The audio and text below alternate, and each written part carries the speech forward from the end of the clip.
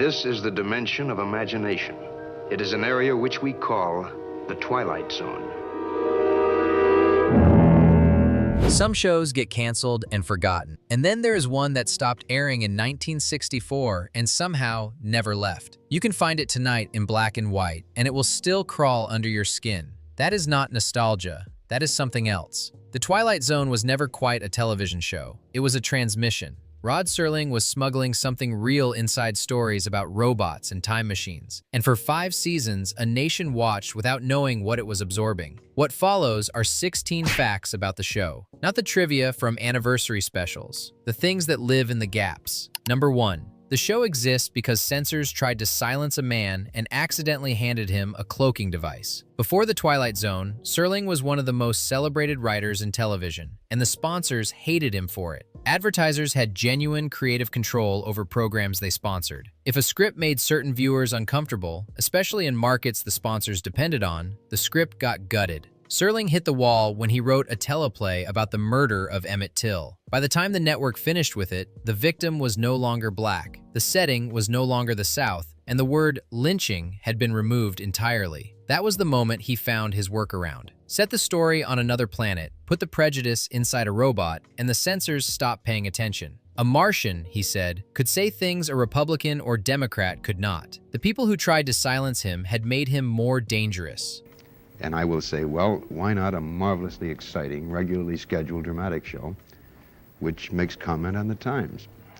Good God, there's enough controversy and drama, implicit in our daily lives to warrant a dramatic approach. Number 2. The series was born from a script a network paid to bury. In 1957, Serling wrote The Time Element. A man keeps having the same dream. He is in Honolulu on December 6, 1941, the day before Pearl Harbor. He knows what is coming. No one believes him. CBS executives bought the script and filed it in a drawer. A year later, producer Burt Granite found it while digging through the dead pile for Desi Arnaz's Desilu Playhouse. Arnaz aired it. The CBS mailroom was buried under thousands of letters. Viewers said it haunted them. They praised exactly what the network had decided audiences could not follow. CBS called Serling one script, one drawer, and an audience that refused to be underestimated. Oh, I've had dreams like everybody else.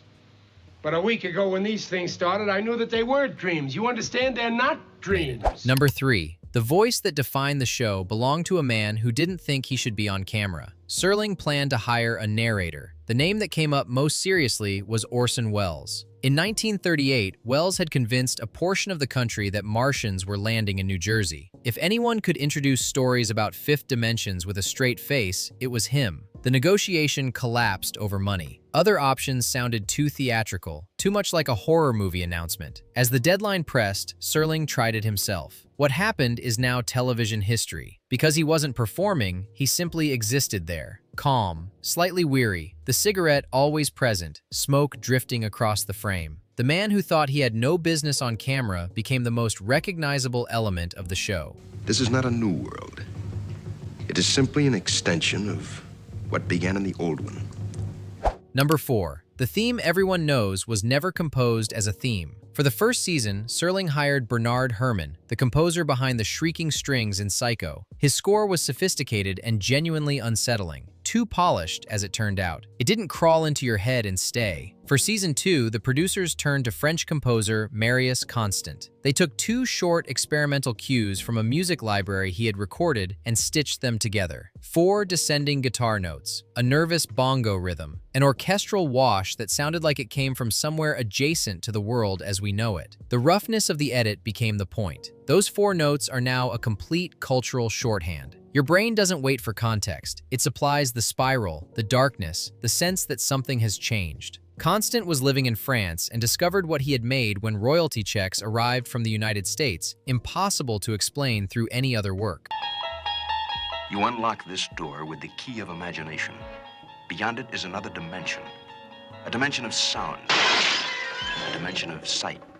Number 5. Before they were icons, the actors who passed through the Twilight Zone left some of the most committed work of their early careers. William Shatner appeared twice, both times playing a man coming undone in a situation no one else could see. In nick of time, he becomes convinced a fortune-telling machine with a devil's head can predict the future and starts treating its answers as commands. Then nightmare at 20,000 feet. A man sees a creature on the wing of a plane. No one else can. Shatner commits to the escalating panic so fully that it stops reading as performance. Robert Redford played death in Nothing in the Dark, warm and patient, arriving at the door of an old woman too afraid to open it. Burgess Meredith appeared 4 times, and in Time Enough at Last delivered the final moment with no actor's tricks, just comprehension arriving on his face in real time as a man who has everything realizes he has nothing. Number 6. The production schedule was so compressed that it accidentally created the show's most distinctive quality. Most prestige drama took 10 to 12 days per episode. The Twilight Zone did it in 8, with no standing sets and no recurring cast. Every week, a complete world built from nothing and dismantled. Serling was writing most scripts himself, often delivering pages the morning of filming. Directors kept imperfect takes when they captured something true. The result was a show that felt immediate in a way careful television rarely does. The hesitations were real. The pace also shielded the show from interference. By the time any CBS executive decided an ending was too dark, the episode was already shipped. The machine moved faster than the bureaucracy. Serling paid personally. He was 39 when the series ended and looked much older. Number 7. An episode about seeing death before it arrives aired on the exact day its star nearly died. The Purple Testament follows a World War II lieutenant who can see a luminous quality on the faces of soldiers about to be killed. He cannot prevent anything. Late in the episode, the quality appears on his own face in a mirror. The actor was William Reynolds. The director was Richard Bear. On February 12, 1960, the day the episode aired, both men boarded a small plane. It crashed. Both survived. There is no explanation for this. The word coincidence does the same insufficient work it always does when a pattern is this precise. The Purple Testament was supposed to be fiction. On that day, it wasn't entirely clear. Number 8. The visual world of the show was built almost entirely from borrowed pieces. A typical episode cost around $50,000 with no standing sets. The neighborhood in The Monsters Are Due on Maple Street was filmed on Universal's Courthouse Square backlot, the same location that would become Hill Valley in Back to the Future 25 years later. Spacesuits came from Navy surplus. Costumes came from the MGM wardrobe department. Sets were painted plywood. Control panels were wooden boxes with Christmas tree lights. In color and realistic lighting, it would have been humiliating. But the show shot in high-contrast black and white, and cinematographer George T. Clemens used that format with the deliberateness of a noir filmmaker. Shadows absorbed the edges. Extreme contrast gave flat surfaces depth. CBS tried 6 episodes on videotape in 1960 to save money. The spell broke immediately. Flat, brightly lit, wrong in ways viewers felt but couldn't explain. The network returned to film and never tried it again. Number 9. The most expensive single shot in the show's history cost $2,500, lasted a few seconds, and is far less remembered than episodes that spent almost nothing. The Odyssey of Flight 33 needed prehistoric Earth seen from a commercial airliner. The production licensed stop-motion dinosaur footage from a 1960 B-movie. Compare it to The Midnight Sun. 1 apartment, 2 actresses, the story of Earth falling toward the sun, inverted entirely in its final minutes at no additional cost. Or Time Enough at Last. 1 man in a library with broken glasses. The show's greatest resource was never money. It was the quality of ideas and the trust that precision was sufficient.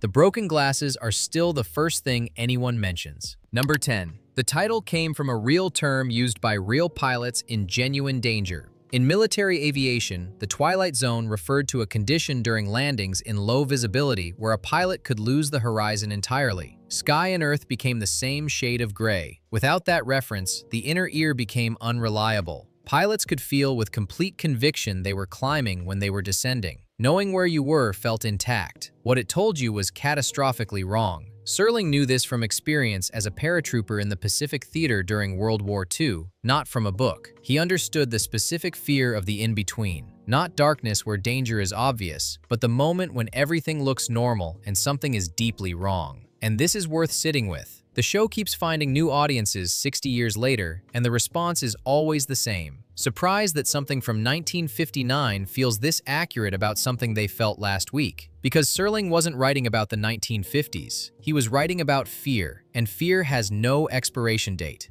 Number 11. The most formally radical episode was not written for the show at all. In 1964, the Twilight Zone licensed a French short film, Robert Enrico's An Occurrence at Owl Creek Bridge, adapted from Ambrose Bierce's 1890 story. A man is being hanged from a bridge during the Civil War. The rope appears to break. He escapes through the river, through a forest, arrives home. The final image makes clear none of it happened. The entire escape unfolded in the instant of death. Enrico's film was almost entirely without dialogue, dreamlike camera logic, no explicit moral. The Academy Award for Best Live-Action Short Film had already been awarded to it before the Twilight Zone broadcast it. Serling added narration and nothing else. For years, the licensing kept it out of syndication, making it a ghost in the catalog. The only Twilight Zone episode connected to an Oscar was the one Serling didn't write.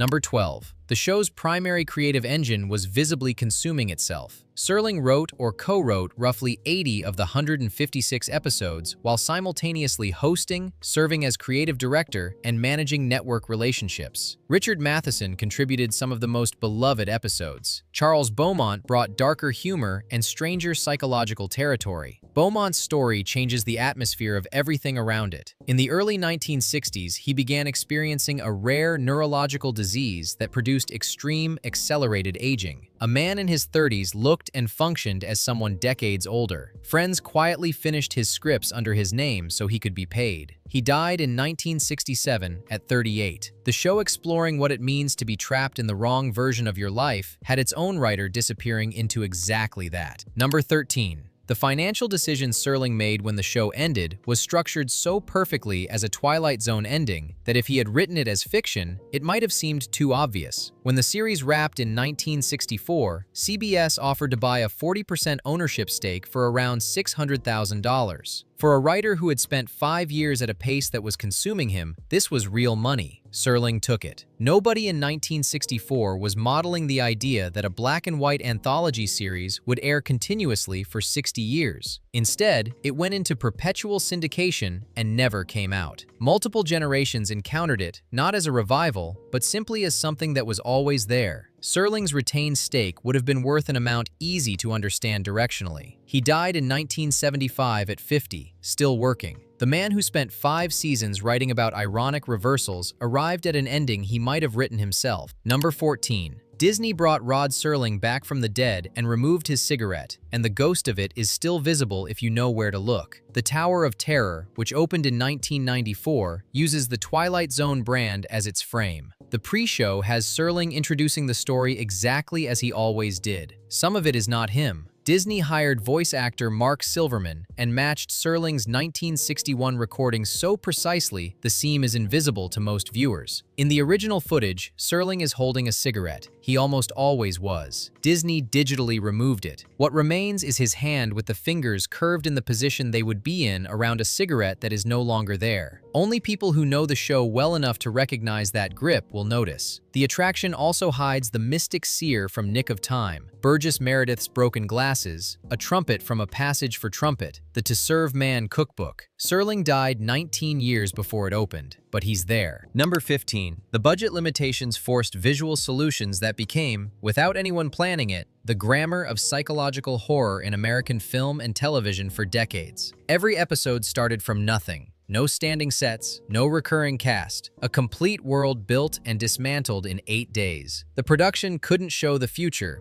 it had to suggest it. George T. Clemens used high-contrast black and white as a tool. Shadows hid the edges. Tight framing concentrated attention on what worked. Extreme contrast gave flat surfaces depth. The accumulated effect across 156 episodes was the creation of a language. Directors who grew up watching the show reached instinctively for its combinations of shadow and restricted information when suggesting something wrong in an ordinary environment, often without knowing where they learned it. Number 16. The closing spiral that appeared in the 4th season was not a design choice. It was a psychological statement about what the show was supposed to do to you. In most television of the era, the end of an episode was a firm conclusion. Story done, credits, Back in the ordinary world, the Twilight Zone introduced a spiraling vortex of black and white lines turning inward with no center and no edge. It didn't conclude, it continued after the credits ended, something still in motion after the formal structure had stopped. That was accurate. A Twilight Zone ending didn't close, it opened. When the glasses shatter in time enough at last, the comprehension radiates backward through everything before it. When eye of the beholder inverts its own logic, the thought keeps going long after the broadcast has ended. The spiral represented that continuation, the story still turning inside you. The show has outlasted everyone who made it. The censors, the network executives, the specific fears of the Cold War and post-war American suburbia. It keeps finding new audiences who respond with the same surprise, that something made in 1959 feels this precise about something they felt last week. Serling wasn't writing about the 1950s, he was writing about us, and us turns out to be a stable category. Someone is watching Time Enough at Last for the first time tonight. They don't know what's coming.